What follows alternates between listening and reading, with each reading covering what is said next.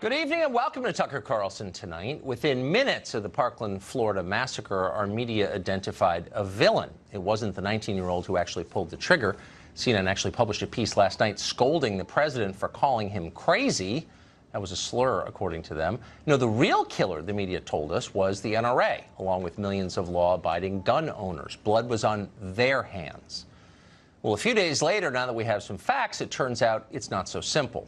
It turns out that government at all levels played a role in allowing this massacre to happen. In fact, a much larger role than we knew or ever would have guessed. The details are shocking. Here's part of what we've learned so far. The Broward County Sheriff's Office received at least 23 calls related to Nicholas Cruz and his family.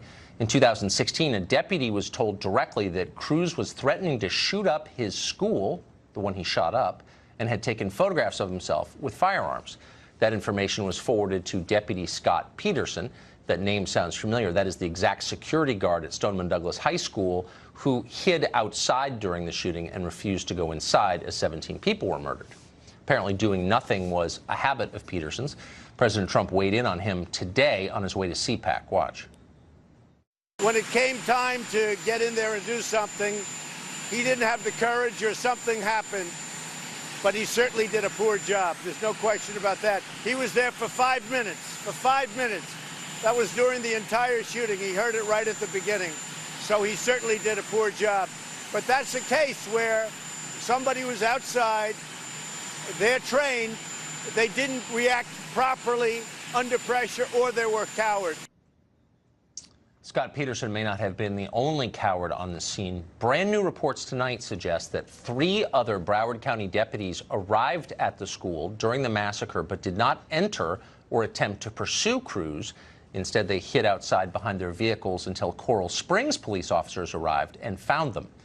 Inaction appears to be a defining quality in the Broward County Sheriff's Office. Last November, Broward County was warned that Cruz was a school shooter in the making and was collecting weapons with which to do it. They didn't even write a report on the tip, and instead they told the tipster to report Cruz to the Palm Beach County Sheriff's Office.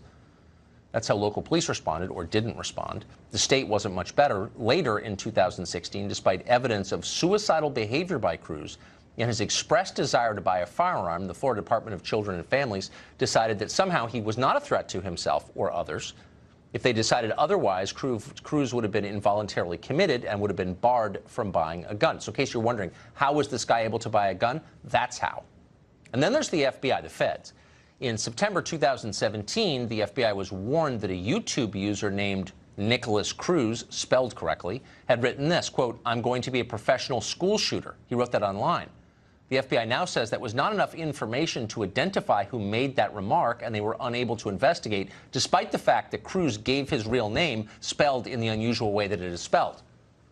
In January 2018, the FBI was warned again that Cruz was planning to shoot up a school and were given specific information about his erratic behavior, his gun collecting, his expressed desire to kill people. He did not hide that. The tipster warned that Cruz was, quote, going to explode, and worried it was just a matter of time before he, quote, was in a school and shooting the place up.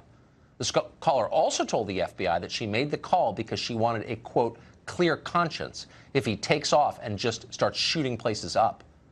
In response, the FBI did nothing. They didn't even bother to forward that tip to their Miami field office, so it died.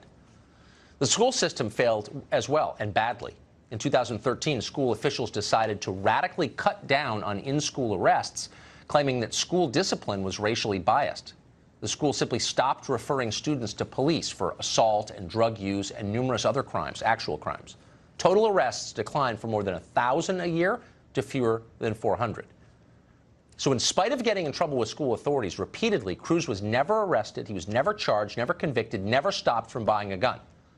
The schools failed, the local police failed, the Florida state bureaucracy failed, the officer on duty failed, the FBI failed. The government's first duty is protecting its citizens. They failed.